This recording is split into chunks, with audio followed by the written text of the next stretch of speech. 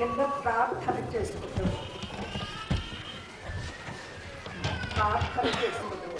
ప్రభువా, మీ పాదముల దగ్గర కూర్చున్నాము. మీరు మాకు జీవాహారం పెట్టారని కనిపెడుతున్నాము. మా ప్రభువా, ఇప్పటి వరకు మీరు చేసిన ఉపకారములను స్తుతించుకుంటున్నాము. మీరే మాతో మాట్లాడండి. మమ్మల్ని మీ రాజ్యమును వ్యాపింపు చేయవలసిన మీకు మాట పైకెత్తి అనేకులు రక్షకులు తోచి రక్షింపబడినట్లుగా చేయవలసిన మా బ్రతుకులు, మా యొక్క దేవుడితో సాక్ష్యములు అది సహాయపడినట్లు దీవించండి. ఈ వాక్యమును అనుమోదించడం చేత కాదు ప్రభువా. ప్రభువా, మీరే మాకు సహాయం చేసి మీరు పలికిన మాటలు మీరే మాకు గ్రహింపు చేసి మాకు మనం గైకునే వారిగా చేసే వాకులకు మేము మారిపోయి మిమ్మల్ని మహిమపరిచే కాదు ఈ ఒక్క బ్రతుకును మాకు సహాయం చేయదండి. క్రీస్తు నామమున అడుగుచున్నాను తండ్రి.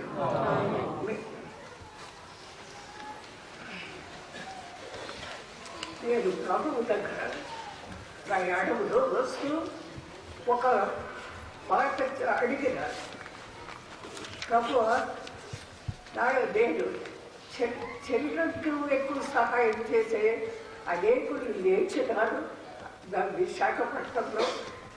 నాకు నేను చేయవలసింది కుటుంబముల కొరకు, కుటుంబస్తులను కలుసుకొనుటకు నన్ను వాడుకొని వాళ్ళని తెచ్చినారు. మీరు కోరినారు అని ప్రార్థన చేస్తూ, అయినప్పటికీ ఆదివారం ఒక వాక్యం ప్రభు నాకు అది ఏమి చెప్తారో ఇవ్వండి. ప్రయాణములో నాకు ఇచ్చిన ఈ వాక్యం ఇది చెప్పమని చెప్పాడు ప్రభు. మీకు మొదటి వచనం విభాగం చూసినట్లయితే 15వ అధ్యాయం యోగాలు సువార్త 15లో ఏమంటున్నాడంటే, ఒక ప్రభు యేసు ప్రభు మాటలు బహు విలువగలవి మాట్లాడుతున్నాడు. నేను నిజమైన ద్రాక్షవల్లి, నా తండ్రి వ్యవసాయకుడు, నాలో ఫలింపని ప్రతి తీగను ఆయన తీసి పారవేయుడు. ఫలించు ప్రతి తీగ మరి ఎక్కువగా ఫలించున్నట్టు వలనని దానిలోని పనికిరాని తీగలను తీసివేయడు. నేను మీతో చెప్పిన మాటలను బట్టి మీరు ఇప్పుడు పవిత్రులై ఉన్నారు. సరే, సువార్త మీ మధ్యకు అనేక సంవత్సరముల క్రిందట వచ్చింది. విశాఖపట్నంలో మిషనరీస్ దైవ భయం కలిగిన వారు ఎంతో సువార్త అందించినారు. వారి ద్వారా మారిన వారు ఉన్నారు. కొంతమంది పరలోకం చేరారు, కొంతమంది ఇంకను వృద్ధులుగా ఉన్నారు. కానీ ఇప్పుడు నేను చూస్తుంటే వృద్ధులను చూడడం లేదు, కానీ యౌవనములో ఉన్న వారిని చూస్తున్నారు. యౌవనముగా ఉన్న స్త్రీలు యౌవనముగా కనపడుతున్నారు. పురుషులు పరుచు చక్కగా బలముతో ఆరోగ్యముగా కనపడుతున్నారు. నాకు చాలా సంతోషంగా ఉంది. ఏమంటున్నాడు వాక్యము? సారి మీరు ఫలించాలి. ఫలములు మీలో నుంచి దైవ ఫలములు, దేవుడు మీలో నుంచి రావాల్సిన ఫలములను మీరు ఫలించాలి. దానికి ఒక ఉదాహరణలతో చెప్పేవాడు ఎప్పుడు యేసు ప్రభు. ఎందుకంటే ఒక మొక్కను తీసుకుని ఉంటాడంటే నేను అలాంటి ప్రాక్టికల్ లెసన్ కాగా అవసరం లేదు, మీరంతా గ్రహిస్తారు కనుక నేను ఏ మొక్కను తీసుకొని రాలే. ద్రాక్ష పండ్లు అంటే మనకి ఎంత సంతోషం.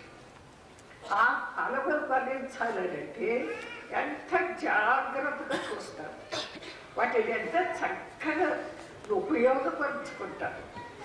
కనుక ఈ క్రీస్తు ప్రభువు ఏమంటున్నాడు?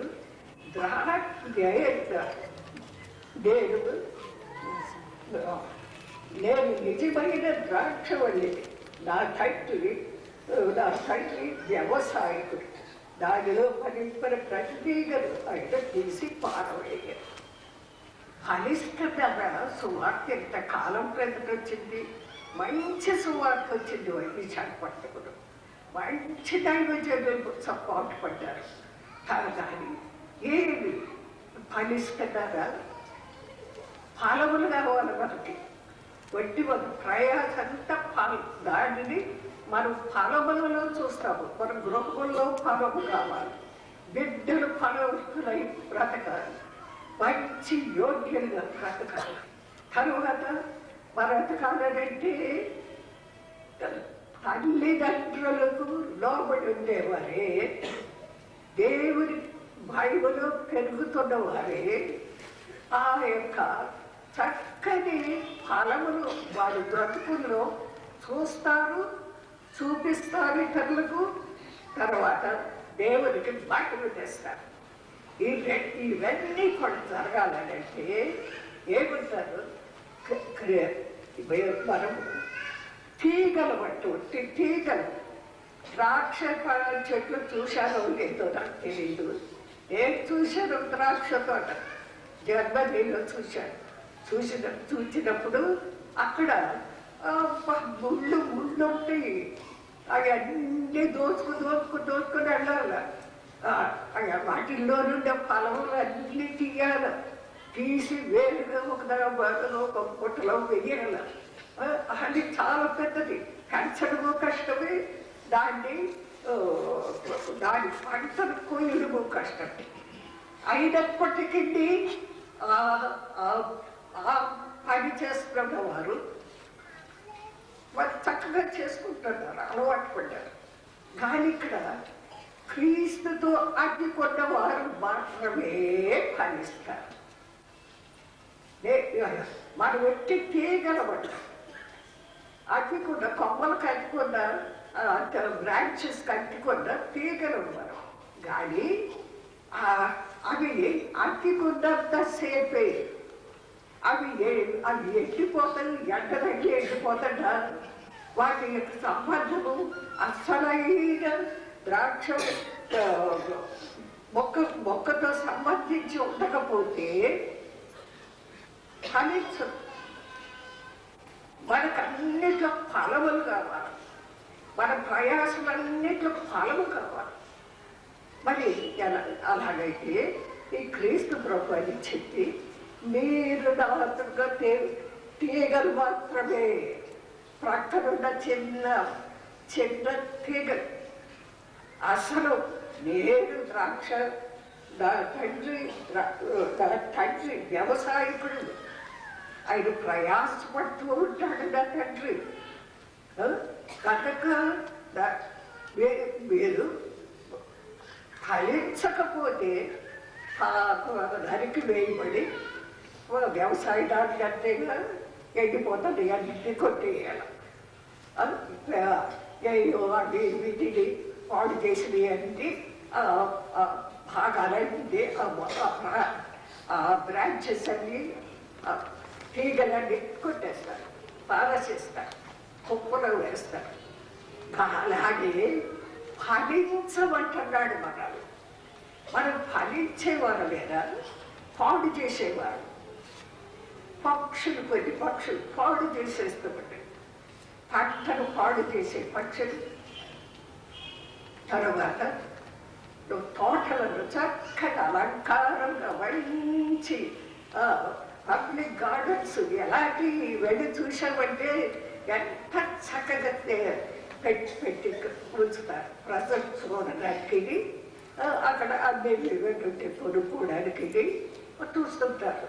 కనుక మనము ఫలించే ద్రాక్ష తీగలవా లేక ఎండకెట్టిపోయి కష్టాలకు క్రీస్తును వదిలిపెట్టి మన బ్రతుకులను నిష్ప్రయోజనం చేసుకునేవారమా అని మనం పరీక్షించుకోవాలి. అది మీకు నాకు ఇచ్చిన వార్త. నా కొరకు మొదటిస్తాడు. ఏదన్నా మాటిస్తే వాక్యం చెప్పేవాళ్ళకు ఇస్తాడు మొదట. ఎంతవరకు ఫలిస్తున్నాము, ఏం చేస్తున్నాము, మనం ఫలించుకుంటుంటే గడగడ వడకవలసిందే వాక్యం చెప్పడానికి. ప్రభుత్వం అలా అంటకట్టబడి ఉంటేనే తప్ప, అతిథి ఉంటేనే తప్ప మనం వడకాల సువార్త చెప్పండి అన్ని చోట్లకి వెళ్ళి అని అంటే చెప్తారు, దైవవాక్యం వినిపిస్తారు, కానీ ఫలములు వస్తాయా? ఫలములు లేని ప్రయాసం ఎంత వ్యర్థము. కనుక ఇక్కడ ఏం చూస్తున్నామంటే మీరు పెట్టే వాక్యము ఫలిస్తున్నారు. కుటుంబంలో తల్లిదండ్రులు చక్కని బిడ్డలు ఉండాలని ఆశిస్తారు. మంచిది. బిడ్డలకు ఏమి నేర్పుతున్నారు? నశించిపోయే వాటి విషయము వారు పరిగెత్తుకు పరుగులెత్తుతున్నారు. ఇప్పుడు చెప్తున్నారు కదా అక్కడ సినిమాలకు పరిగెత్తడం, ఇతరులు చాపడానికి పరిగెత్తడం, అన్ని చెడుగులు వచ్చి చెప్తున్నారు చిన్నపిల్లలకు, యవ్వనులకు. అయితే ఏమి ఎలాంటి పంట వస్తుంది ఇంటిలో నుంచి, ఎంతమంది పిల్లలు ఉన్నారు, మీకు ఎలా పెంచుతున్నారు అంటే ప్రాథమిక అది అంటే చాలా మంది మొదటి పిల్లవాడిని ప్రభువుకి ఇవ్వడమే చాలా.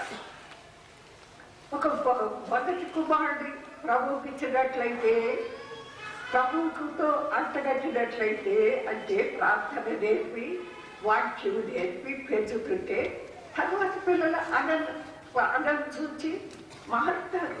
తర్వాత తానే అందరికీ సహాయకుడు అవుతాడు. వాక్యం చెప్తుంది, ప్రథమలాది లేదు. ఇష్టం వచ్చినట్టు చేసి పాడు చేసేయడం. ఆ పెద్దోడి దగ్గర నుంచి చిన్నోళ్ళు అందరూ చెడుగులు నేర్చుకోవడం. అలాంటి తీగలు ఇంట్లో నుంచి వస్తున్నాయి. అవన్నింటినీ కొట్టి పారవేయడానికేనట, ఏమిటి పనికిరావు. కనుక మీకు త్వరగా అర్థమవుతుంది. మంచి ఎడ్యుకేషన్ పొందుతున్నారు, చక్కని పట్టణంలో ఉంటున్నారు, సీ కోస్ట్ టౌన్లో ఉంటున్నారు, అన్ని విధములుగా నేర్చుకుంటూనే ఉంటారు. కానీ కుటుంబములను పెంచడం మొదటి పంట అక్కడ మనం చూడాలి. తండ్రి ఫలించే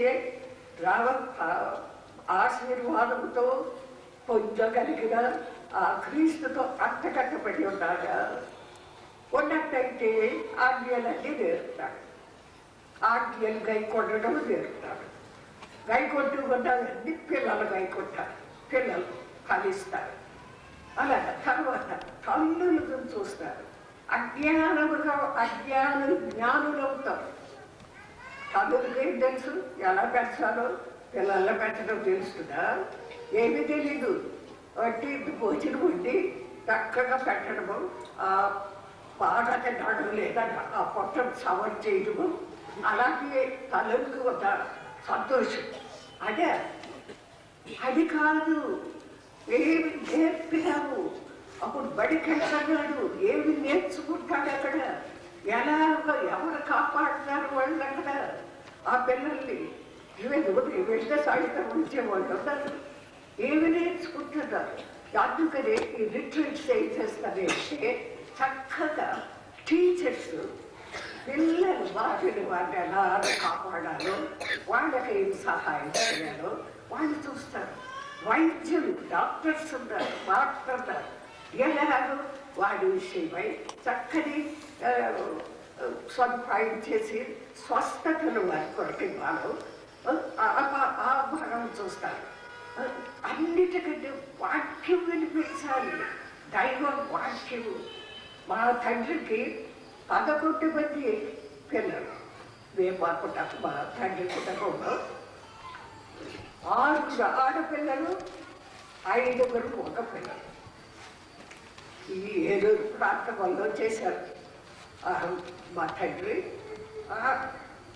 11 మందిని సాయంత్రం రాత్రి 12 అయిపోయిన తరకు వెళ్ళక ముందు కుటుంబ ప్రార్థన చేసి పేరు ఇచ్చే ఆశీర్వాదం అడిగి దేవుని అప్పుడు వారు పడకకు పంపించేవారు.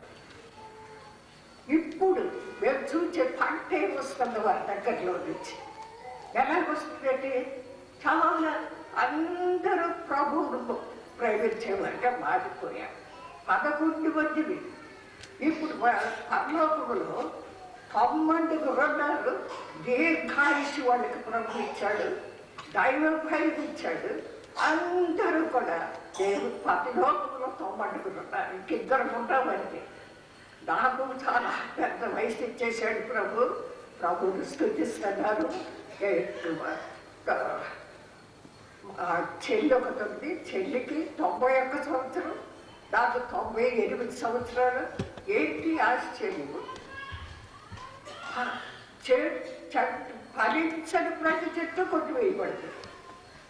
దుష్టులు దీర్ఘాయుష్తో జీవించరు, వాళ్ళకి లేదని ఆశీర్వాదం. దీర్ఘాయుష్ ఒక ఆశీర్వాదం.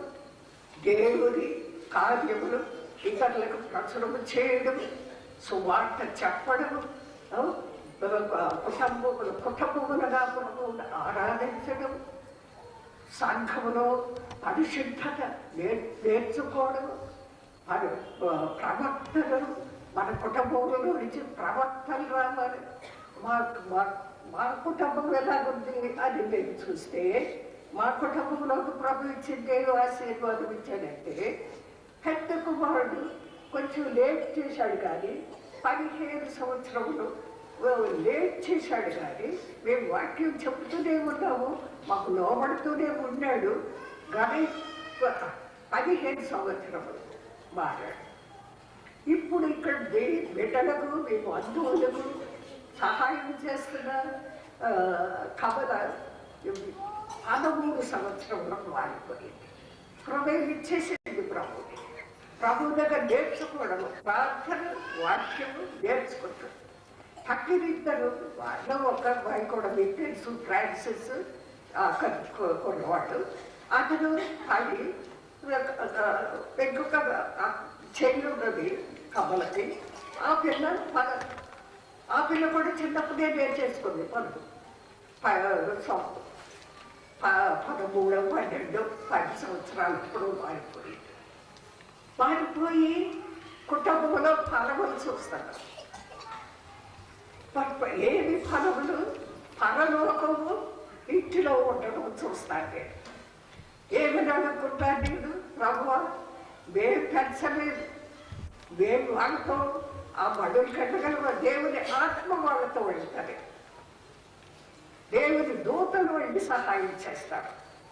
మనకి మనలను సృష్టించిన మన తండ్రి దేవుడు పరలోకంలో ఉన్నాడు. మనకి ఎంత సంతోషం! ఆయన మనల్ని సృష్టించాడు.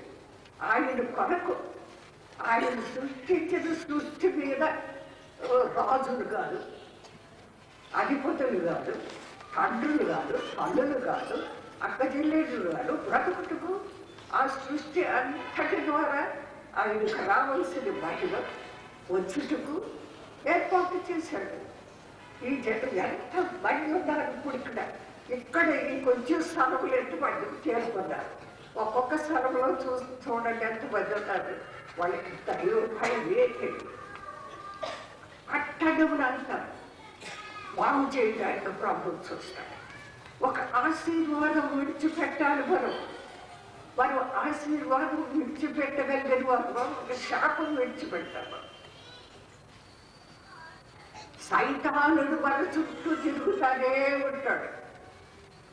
ఎవరిని పాడు చేస్తామా, ఎవరి ద్వారా తన యొక్క నరకమును విశాలపరుచుకుందామా, దానిలోకి దోచుదామా, అది అక్కడికి చనిపోయినాక ప్రభు ఏం చేయలేడు, తీర్పే వారికి. చనిపోయినాక కృప ఎక్కడ కనపడుతూ తీర్పు ఉంటుంది అన్నారు దేవుడు. ఆ తీర్పుకు నిలబడాలి.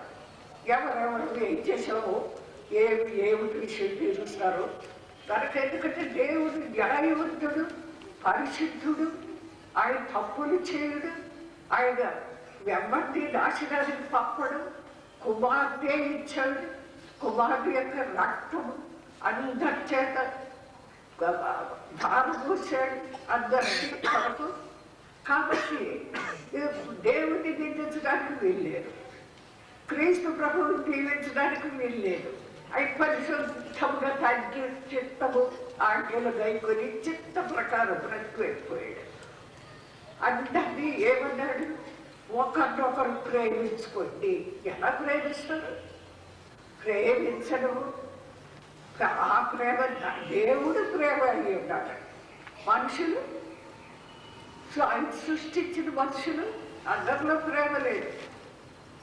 సైతానుని ప్రేమించేవారు అనేకులు, దేవుని పరిశుద్ధిని ప్రేమించేవారు కొద్దిమంది. కానీ వాక్యం ఇచ్చాడు మనకి. దాన్ని ఏమన్నాడు?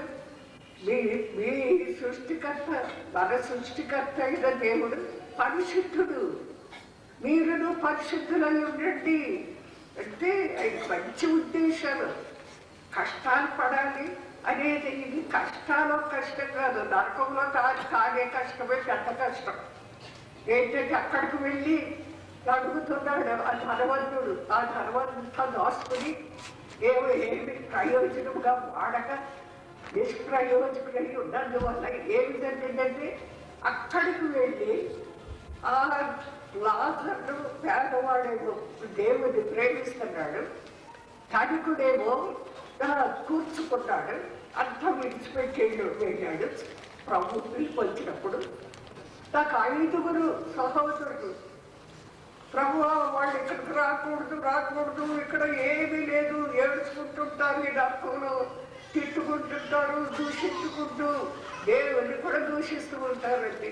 అక్కడ దేవుడి ప్రేమే ఎన్ని చేసినంత కుమార్తె కూడా ఇచ్చినాక ఏం చేయకండు, వాక్యం ఇచ్చి వాణ్యం ఇచ్చి ఆయన బ్రతికిచ్చి సరే ఏమైందంటే అక్కడ అప్పుడు చెప్తున్నాడు, వద్దొద్దొద్దు లాజరు వల్ల తిరిగి వెళ్ళి అక్కడ వాళ్ళకు బోధిస్తే వాళ్ళంతా నా సహోదరులు అంతా పాడిపోతారు, 5 అంటున్నారు. అంటే ఏం చెప్పాడంటే అక్కడ ప్రవక్తలు ఉన్నారు, అక్కడ బోధించేవారు ఉన్నారు. వారి మాట విని గ్రంథములు నైకొట్టి మీరు అదే చాలు అని చెప్పాడు. దేవుడు ఈ చెయ్యలు అబ్రహాము ప్రభున్నారు అలాజాన్ని పాపం ఉన్నప్పుడు దేవుడు ఇచ్చిన వాక్యం ఒక బ్రతికే 60 లెక్క 70 సంవత్సరాలు అన్నాడు. ఇప్పుడు కొంచెం ఎక్కువ చేశాడు కూడా. మనుషులకు ఎక్కువ వయసు ఉంటుంది కూడా కొంతమందికి. దాని ఏమి చేస్తున్నారు? ఫలించని ప్రతి చెట్టు నాశనం అయిపోతుంది. ఫలం ఎవరిస్తారు? నాకు నా టైం నేను ఎక్కువ తీసుకోను, కానీ ఇప్పుడు నేను ఒకటి చెప్తాను, అది మీకు వినిపిస్తాడు, క్లుప్తంగా చూపిస్తాడు. ఇక్కడికి నేను వచ్చినప్పుడు నాకు ఒక డ్రైవర్ రాజు అని చక్కగా అతను ఏం చేస్తున్నాడంటే ఒక లారీ నడుపుతాడు. ఎంగేజ్ చేశారు మనం ఇక్కడ సువార్థికులు వెళ్తూరుకి హోటల్కి వెళ్ళడానికి మళ్ళీ ఆరాధనకు రావడానికి ఆ రిక్షా ఆ లారీ ఎంగేజ్ చేశాడు. అతను చెట్ల కింద కనిపెట్టుకుని ఉండేవాడు. మీటింగ్ అయిపోతే అందరు పనులు వెళ్ళిపోయేవారు ఆరాధన నుంచి. అతడు మాత్రం మేము కదిలే వరకు మేము ఇతరులను చూచి ప్రార్థనలు చేసేవారిని చేసి పంపించే వరకు అతడు అక్కడే ఉండేవాడు. సంతోషంగా జాగ్రత్తగా మమ్మల్ని ఏ అపాయం లేకుండా చూస్తున్నాడు. చివరి దినము అంత అయింది, ఇక మేము బయలుదేరుతున్నాము హోటల్ నుంచి. అతన్ని రాజు అతని పేరు మీకు చూపిస్తాను. వాళ్ళు వచ్చి ఆ కుటుంబం ఇలాంటివన్నీ ఫలములు వస్తాయా అనేది మీరు చూడడానికి చెప్తున్నారు. అక్కడుండి రాజు వారిని ఇంత జాగ్రత్తగా తెచ్చాము. ఈ హోటల్కి ఎన్నో కార్లు వస్తాయి, బస్సులు వస్తాయి, మళ్ళీ దిగడానికి కష్టమే, కారు నుంచి ఎక్కడానికి కష్టమే. ఇలాగుంటే వాటి సరే నువ్వు చక్కగా చూసావు, నీకు ఏమి ఇవ్వగలను, నా దగ్గర ఏముంది, నేను కొంచెం బాగా ట్రై చేసేవని ఏదో పోనీ 100 రూపాయలు ఇచ్చారనుకో, లేక 200 ఇచ్చారనుకో, అంతకంటే ఎత్తుకిస్తాం. ప్రజెంట్ ఏదో ఇచ్చామనుకో, ఇస్తే ఎన్ని దినాలు తినీకు రాదు అని వాడేసేస్తాం. కానీ నేను ఒక ప్రార్థన చేస్తాను ప్రభుత్వం. నేను ప్రభుతో ఉన్నాను, ప్రభు నన్ను దీవిస్తున్నాడు, ప్రభు సేవలో ఉన్నాను. నేను నీ కొరకు ప్రార్థన చేస్తాను. నీకేంటి, నీకు పెళ్ళయిందా? అయింది. భార్య ఉందా? ఉంది. పిల్లలు ఉన్నారా? లేరు. ఎంతకాలం అయింది పాసిపోయి? 14 సంవత్సరం. సరే, నేను నీ కొరకు ప్రార్థన చేస్తాను. నీకు ఒక బిడ్డను కూడా, ఆ బిడ్డను నీవు చక్కగా పెంచుకోవాలి. అంటే 14 సంవత్సరాలు ఇక హిందూ ఆచారాలు అన్నీ చేసేసాడు, ఏమీ ఫలవలేదు. కానీ ఫలిస్తామని ఫలములు వస్తాయి అని చెప్తున్నాను. మన సేవలో పంట వస్తుంది. వచ్చాడు, భార్య ఎక్కడ ఉంది? ఇక్కడే సహవాసం ప్రత్యేకే ఉంది, వాళ్ళ ఇల్లు తెచ్చాడు. తీసుకున్నారు, మోకరించండి, ప్రార్థన చేస్తారు. ప్రభు, వీరికి నేనేమి ఇచ్చినాను అవి నెలవు కదా, మీరిచ్చేవి నిత్యమైనవి, విలువైనవి, ప్రయోజనకరము, ఇతరులకు ఆశీర్వాదంగా ఉంటుంది ఇస్తారని ప్రార్థన చేస్తే, ప్రార్థన చేసి నేను వచ్చేసి మీకు ఒక బిడ్డను ప్రభు ఇవ్వమని ప్రార్థన చేశానని చెప్పి తనకి వెళ్ళిపోయాను. 2వ సంవత్సరం ఒక బిడ్డ. ఇప్పుడు మీకు ఒక్క కుటుంబం చూపిస్తాను. ఏది అడిగినా ఇస్తాడు. ఫలములు రావాలి పుణ్యంలో నుంచి, దేవుని మహిమ కొరకు. ఇది నేను చేయగలిగింది కాదు, ఇది సృష్టికర్త చేయగలిగింది. ప్రార్థన విని ఆయన గొప్పవి చేస్తాడు. అప్పుడు ఆ బిడ్డలు నెక్స్ట్ తర్వాత సంవత్సరం మెడ్సన్ పాల్ మీకు తెలుసు కదా, చాలా మందికి తెలుసు. మెడ్సన్ పాల్ గారు చేతులు పెట్టి తనకు పేరు పెట్టారు. శామ్యుయల్ అని పేరు పెట్టారు. మరి పెంచాలిప్పుడు మీకు అందరికి చూస్తుందని ప్రార్థన చేయాలి. ఆ బిడ్డను జాగ్రత్తగా పెంచాలి, మంచి మహిమ రావాలి. ఇక్కడ ఒక్కసారి పిలవాలి, రాజు భార్య కొంచెం చూపించాలంటే భార్య బిడ్డ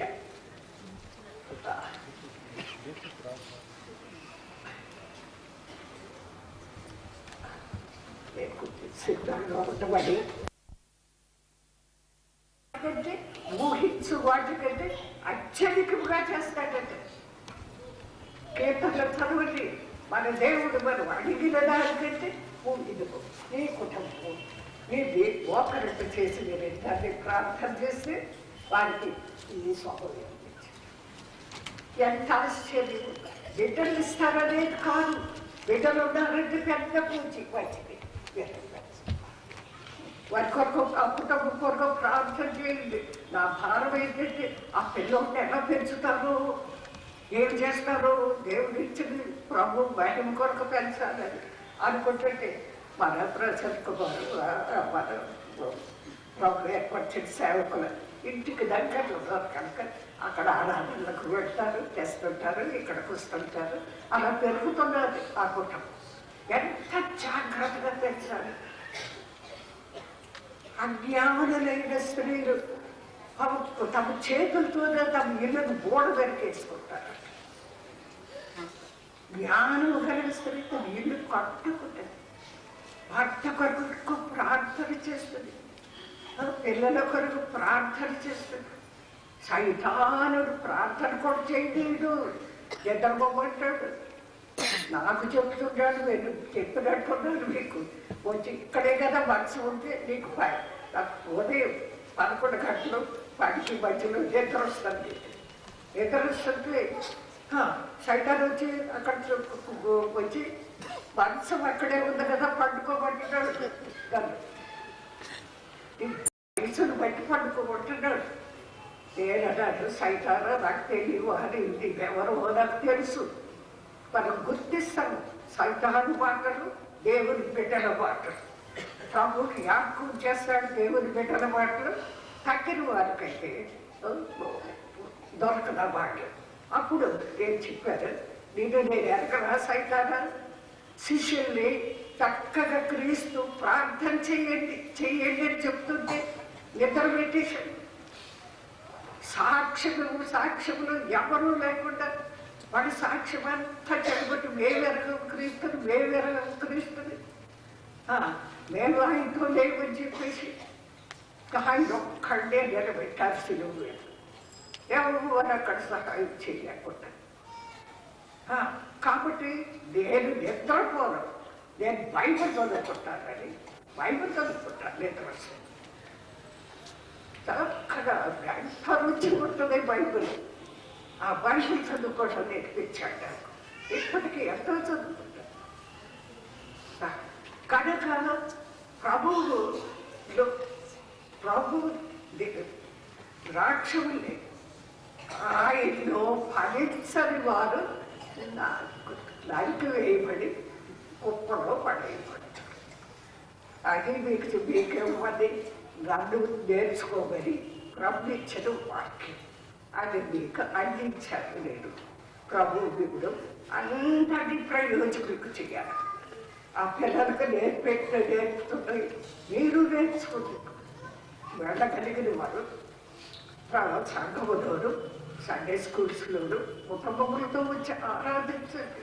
ప్రభువు మిమ్మల్ని దీవిస్తాడు, మిమ్మల్ని వాడుకుంటాడు, మీరు ఫలిస్తారు. మీరు బహుగా ఫలించడం వల్ల మీరు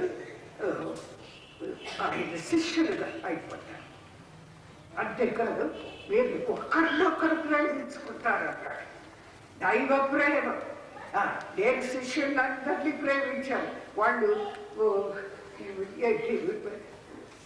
దేవి ఎరగవు క్రీస్తుని చెప్పినప్పుడు అదేవి అవి లెక్క చేయలేదు. కానీ అందరినీ శిష్యులు ఒకరినొకరు ప్రేమించుకునేలా చేసి దేవుడి ప్రేమ నాడు కనుక మీరు ఒకరినొకరు ప్రేమించుతారు. ఒకరికొకరు కీడు చేయొద్దు. ఒకరి మీద ఒకరితో చెడుగులు మాట్లాడద్దు. పిల్లలు మీరు చెడిపోతారు, ఎండలో మాట్లాడద్దు. మీరు ఒకరికొకరు అవసరమే. ప్రభు ఏమి చేశాడో అది చెప్పాలి. నేను అది మీకు చెప్పకుండా అది చెప్పాను. ప్రభు ఇప్పుడు అందరినీ దీవించి ప్రభుత్వ అంటగట్టి క్రీస్తు ప్రభువు అని అందరూ ఆ స్వర్గంలో వచ్చేలాగా ఆ జీవితంలో జీవించి అదే ఈ లోకమును పరలోకముగా మార్చేలాగా అందరినీ జీవించేటట్టు అందరూ ప్రార్థన చేసుకుంటాం. ఆయన ఉద్దేశం అది. వాక్యం ఇచ్చి అందరినీ కోలేయడానికి కాదు, అందరినీ రాబట్టుకుంటుంది. అలా క్రీస్తు ప్రభువులు కావాలి, మనకి ఆ జీవితంలో కావాలి. ప్రార్థన చేసుకుంటాం. ఒక చిన్న ప్రార్థన, ప్రభు మీ వాక్యం మీరు ఫలితం చేసుకోవాలి. అనుమతించండి దేవుడు. మా ప్రాంతాల్లో వింటారు, జవాబులిస్తారని మీరందరూ చూచారు. మీరిచ్చే ఫలము అది అనేకుల ఆశీర్వాదం. ఈ కుటుంబం నిలబడి నిలబడిన ఆ సంఘం ఏదన్నా కానీ మీ అద్భుతమైన మీ ఆశీర్వాదం అందరి మీదకి పంపించి మమ్మల్ని చివరి వరకు నిలవబెట్టి సైతానం చేయించుకుని క్రీస్తు ప్రభువు ఎవరు ఆయన దూతలను పరలోకమును మా ఇంట్లో దించుకొని మా బ్రతుకులను ఉంచుకొని మీ కొరకు మీ కొరకు బహుగా ప్రయాసపడుటకు మిమ్మల్ని బయటపరచుటకు క్రీస్తుని పైకెట్టుటకు ఏ చెడుగుల్లో ప్రవేశించకుండా శుద్ధ ప్రవేశతో దేవుని ఆరాధించుకుంటూ మీరు కృపివ్వండి. మా బంధువులందరినీ కూడా రక్షించండి. ఎవరిని నాటంలోకి పోకుండా కాపాడుకుంటూ అట్టి ప్రార్థనలు కూడా మాకు దయచేయండి. ఆ ప్రేమను కూడా మాకు దయచేయండి. క్రీస్తు నామమున అడుగుతున్నాను తండ్రి.